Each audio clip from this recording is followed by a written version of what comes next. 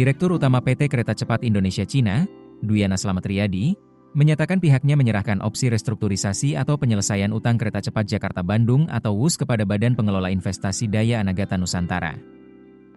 Dwiana memaparkan, pengelolaan KCIC berada di bawah naungan Danantara, sehingga mekanisme dan skema penyelesaian utang kereta cepat akan diserahkan sepenuhnya kepada Danantara.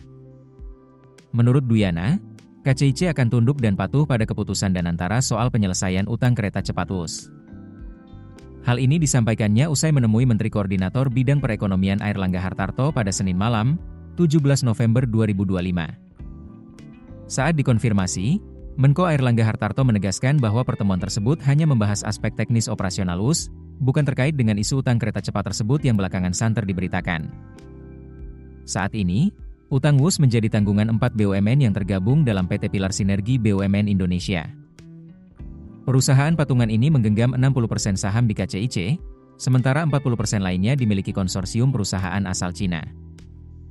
Dalam tubuh PSBI sendiri, PT Kereta Api Indonesia menjadi pemegang saham terbesar dengan porsi 58,5%, kemudian disusul Wika 33,4%, Jasa Marga 7,1%, serta PT PN 8 sebesar 1,03%. Dengan komposisi tersebut, setiap kerugian yang ditanggung PT KCIC otomatis akan memengaruhi laporan keuangan PSBI dan kerugiannya diteruskan ke masing-masing BUMN pemegang saham. Untuk diketahui saja, 4 BUMN Indonesia harus ikut menanggung kerugian PT KCIC yang nilainya triliunan rupiah setiap tahun. Beban tersebut semakin berat karena biaya pembangunan proyek kereta cepat melampaui perhitungan awal. Total nilai proyek KCJB mencapai 6,07 miliar dolar AS atau sekitar 101,17 triliun rupiah. Dari jumlah itu, 75% berasal dari pinjaman Ban Pembangunan Cina, sedangkan 25% sisanya ditanggung melalui penyertaan modal para pemegang saham.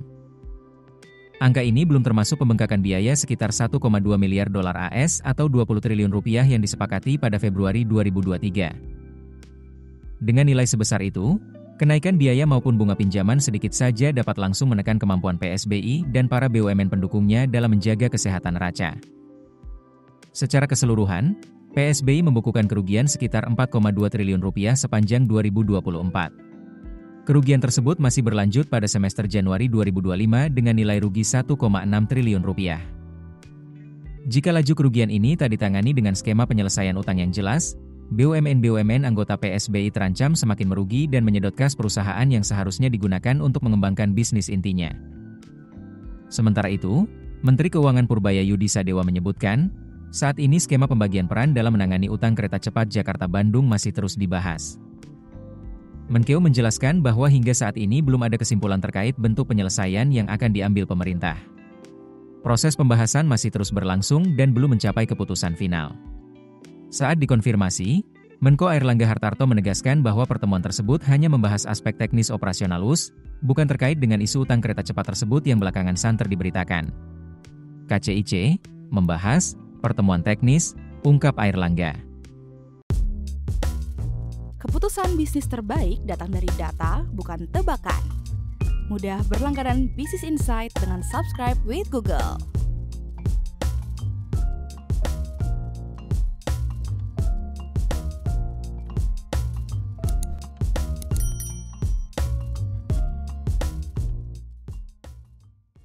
Download aplikasi Kontan sekarang di App Store atau Play Store.